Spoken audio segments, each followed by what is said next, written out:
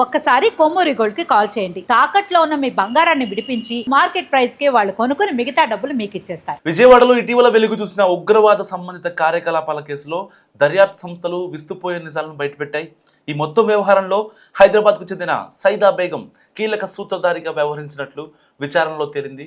కేవలం పురుషులకే పరిమితం అనుకున్న ఈ నెట్వర్క్లో మహిళలను భాగస్వామ్యం చేస్తూ వారిని ఉగ్రవాదం వైపు మళ్లించేందుకు జరుగుతున్న కుట్రలు ఇప్పుడు తెలుగు రాష్ట్రాల్లో ప్రకంపనలు క్రియేట్ చేస్తున్నాయి. మతం పేరుతో విషం చిమ్ముతూ యువతను పెడదోవ పట్టించేలా ఈమె భారీ నెట్వర్క్ నడిపినట్లు కూడా అధికారులు గుర్తించారు. మహిళా recruitment target. So Saida Begum విచారణలో అత్యంత దిగ్భ్రాంతికరమైన విషయం ఏంటంటే ఆమెకు అప్పగించిన విదేశీ ఉగ్రవాద సంస్థలే టార్గెట్. సో మహిళలను రిక్రూట్ చేసి వారిని జిహాదీ మార్గంలోకి తీసుకురావడమే ఈమె యొక్క ప్రధాన కర్తవ్యం. ఇప్పటి వరకు సుమారుగా 42 మంది అమ్మాయిలను ఆమె తన వలలో వేసుకున్నట్లు కూడా సమాచారం. వీళ్ళకి మదర్సా ముసుగులో ప్రాథమిక మత శిక్షణ ఇచ్చి ఆపై ఆయుధ విద్యపై అవగాహన కల్పించేలా ప్రణాళికలు రూపొందించారు. కేవలం ఆలోచనలతోనే ఆపకుండా క్షేత్రస్థాయిలో వారిని సిద్ధం చేసేందుకు సన్నాహాలు చేయడం గమనార్హం. కవాటిన్ KHAVATEN కవాటిన్ అనే ఒక వాట్సాప్ గ్రూప్ కూడా వీళ్ళు ఏర్పాటు చేశారు. ఆ యొక్క వాట్సాప్ గ్రూప్ని సాంకేతికతను ఎంత వాడుకుంటూ సైదా బేగం తన కార్యకలాపాలను అత్యంత రహస్యంగా నిర్వహించింది. కవాటిన్ పేరుతో ఒక గ్రూప్ క్రియేట్ చేసి యువతులకు జిహాదీ సిద్ధాంతాలను మొత్తం నూరిపోసేది. దీనికి తోడు ఇన్స్టాగ్రామ్లో ఏకంగా 40కి పైగా నకిలీ అకౌంట్లు నిర్వహిస్తూ విద్వేషపూరిత వీడియోలను దీంట్లో షేర్ చేసేది. Osama bin Laden, Zakir Naik వంటి వ్యక్తుల ప్రసంగాలతో యువతను ఆకర్షించడం ఈమె స్టైల్. దర్యాప్తులో భాగంగా ఈమె మొబైల్ నుంచి భారీ సంఖ్యలో ఉగ్రవాద సాహిత్యానికి సంబంధించిన PDF ఫైళ్లను అధికారులు స్వాధీనం చేసుకున్నారు. ఈ ముఠా కేవలం ఆన్లైన్ ప్రచారానికే పరిమితం కాలేదు. మతపరమైన బోధనలు పూర్తయిన తర్వాత ఎంపిక చేసిన మహిళలకు వెపన్ ట్రైనింగ్ కూడా ఇవ్వాలని పై స్థాయి నుంచి ఆదేశాలు వచ్చాయట. యువతను ఉగ్రవాద బాట పట్టించి దేశ విచ్ఛిన్నకర శక్తులకు అనుకూలంగా మార్చేందుకు పెద్ద ఎత్తున నిధులు కూడా అందించినట్లు సమాచారం.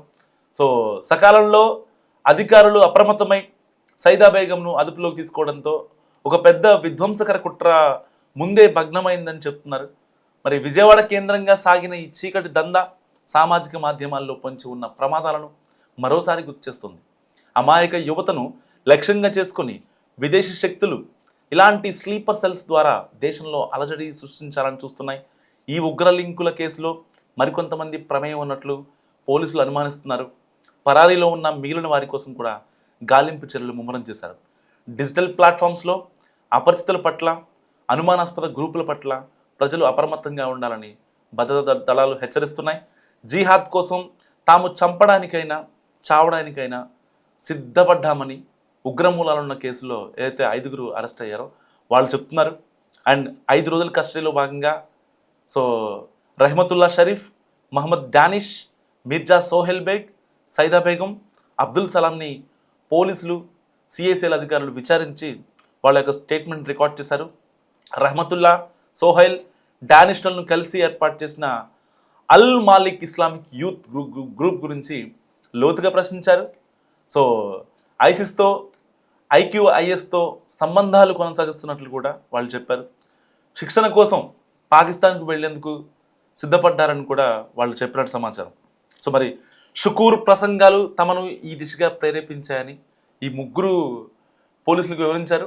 అండ్ భర్త మరణించడంతో తోడు కోసం సామాజిక మాధ్యమాల్లో అన్వేషిస్తున్న సమయంలో జిహాదీ భావజాలాలున్న కొందరు వ్యక్తులు పరిచయం అయ్యారని సైదా బేగం విచారణలో చెప్పింది. సో 5గురు నిందితుల కస్టడీ మొత్తం ముగిసింది ఇప్పటికే.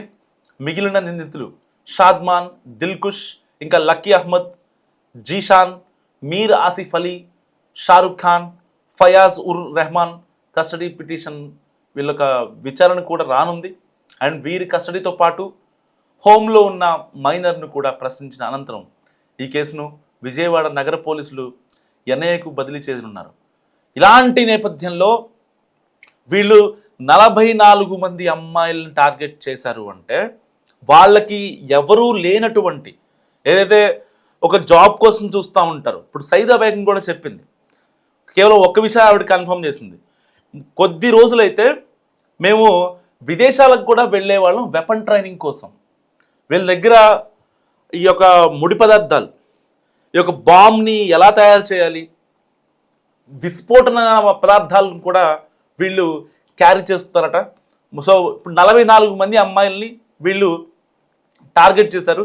ఎవరైతే జాబ్ కోసం చూస్తూ ఉంటారో, వాళ్ళ యొక్క ఫినాన్షియల్ స్టేటస్ కరెక్ట్గా ఉండదో అలాంటి వాళ్ళని వీళ్ళు టార్గెట్ చేసుకొని, సో వాళ్ళని ఫస్ట్ మీకు జాబ్ ఉంది, మీకు ఎలాంటి ఇబ్బంది లేదు. ఎందుకంటే ఒక అమ్మాయితో ఒక అబ్బాయి మాట్లాడాడంటే అనుకోవచ్చు, సో జాబ్ ఉందనో ఇంకోటి అబద్ధాలు చెప్తున్నారనో మాయ మాటలు చెప్తున్నారనో అని అనడానికి ఛాన్స్ ఉంది.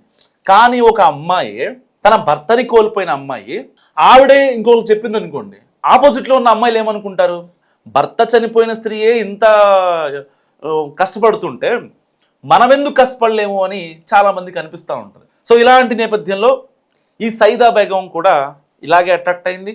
ఉంటాయి కదా ఆన్లైన్లో అవి ఇవి. సో అప్పుడు ఎవరో ఇద్దరు పరిచయం అయ్యారట. ఆ ఇద్దరి పరిచయం కాస్త ప్రేమగా మారింది. ప్రేమగా మారిన తర్వాత వాళ్ళు కూడా ముస్లిమ్స్ అయ్యేసరికి నికా గురించి మాట్లాడింది ఈ అమ్మాయి. సో వాళ్ళిద్దరూ కలుసుకున్నారు. వచ్చిన తర్వాత మాట్లాడుకుంటే ఆ అమ్మాయి పెళ్లి గురించి మాట్లాడతాడేమో అని ఎక్స్పెక్ట్ చేసింది. ఎందుకంటే ఒక ఒంటరి మహిళ కాబట్టి పెళ్లి గురించి ఏమన్నా మాట్లాడతాడేమో, పిల్లలు, ఒక ఫ్యామిలీ ఏర్పాటు చేసుకుందాం, ఎక్కడుందాం, విజయవాడలో ఉందామా హైదరాబాద్లో ఉందామా అని ఎక్స్పెక్ట్ చేసింది సైదా బేగం. కానీ కట్ చేస్తే వాళ్ళు జిహాద్ గురించి మాట్లాడారు. సో ఇక్కడ మదర్సాని టార్గెట్ చేస్తున్నారు. ఒక ప్రాథమిక శిక్షణ ఇచ్చిన తర్వాత మతపరమైన అంశాల గురించి, జిహాద్ అంటే ఇట్లా చేయాలి, సో ఇలాంటి వాళ్ళని మనం టార్గెట్ చేసుకోవాలి. తర్వాత వెపన్ హ్యాండ్లింగ్ కూడా వాళ్ళకి అలవాటు చేయాలి. కుదిరితే మనందరం కలిసి విదేశాలకు వెళ్దాం, మీకు కావాల్సిన డబ్బులు మేము సమకూరుస్తాం అని ఈ యొక్క రెహమతుల్లా, షకీర్, జకీర్, షారూక్ ఖాన్ వీళ్ళంతా సైదా బేగానికి చెప్పారు. సో సేమ్ మతస్థులు కదా, ఎల్లొచ్చులే మనం అనుకుంది. అప్పటికే ఆ అమ్మాయి మైండ్ మొత్తం మార్చేశారు వీళ్ళంతా. సైదా బేగం ఎక్కడి నుంచో, పాకిస్తాన్ నుంచోనో తుర్కిస్తాన్ నుంచోనో ఎక్కడి నుంచి వచ్చిన అమ్మాయి కాదు సైదా బేగం.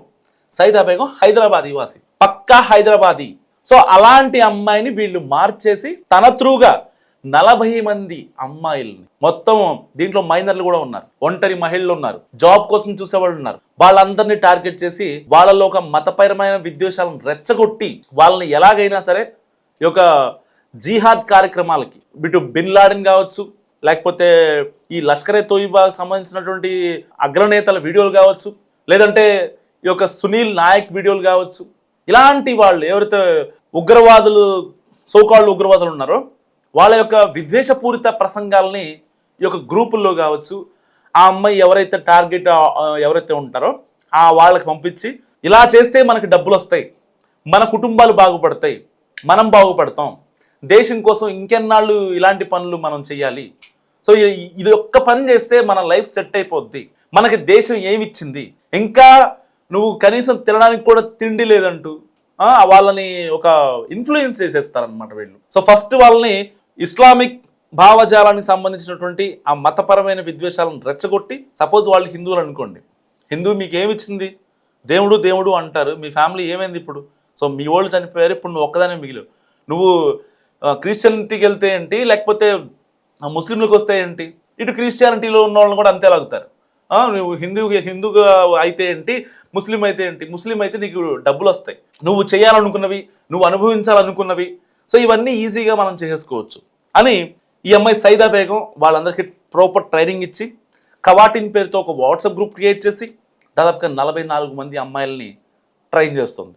సో వీళ్ళందరూ ఆ యొక్క విద్వేషపూరిత ప్రసంగాల్ని చూసి ఇన్ఫ్లుయెన్స్ అయ్యి, ఎట్టి పరిస్థితుల్లో వాళ్ళు చచ్చిపోవడానికైనా ఎవరైనా చంపడానికైనా వాళ్ళు సిద్ధం. సరిగ్గా ఇదంతా జరిగింది in the span of 6 months, 6 నెలల్లో ఈ యొక్క ప్రాసెస్ని మొత్తాన్ని కంప్లీట్ చేసింది సైదా బేగం. సైదా బేగం మరొకసారి గుర్తుపెట్టుకోండి, సైదా బేగం లాంటి వాళ్ళు చాలామంది తెలుగు రాష్ట్రాల్లో ఉన్నారు. Not only Telugu states, Jammu కాశ్మీర్లో ఉన్నారు, పంజాబ్లో ఉన్నారు, ఢిల్లీలో ఉన్నారు. సో మీకు ఎవరైనా అవకాశం ఇస్తాం, డబ్బులు సంపాదించుకోవచ్చు అని ఫేక్ కాల్స్ ఎవరైనా చేస్తే చాలా జాగ్రత్తగా ఉండండి. పర్టికులర్గా అమ్మాయిలు అండ్ అబ్బాయిలు కూడా. అమ్మాయి ఫోన్ చేసింది, డబ్బులు వస్తాయంటుంది, నీట్గా మాట్లాడుతుంది అని సొల్లు కార్చుకుని వెళ్తే మాత్రం మీ పని అయిపోయినట్టే.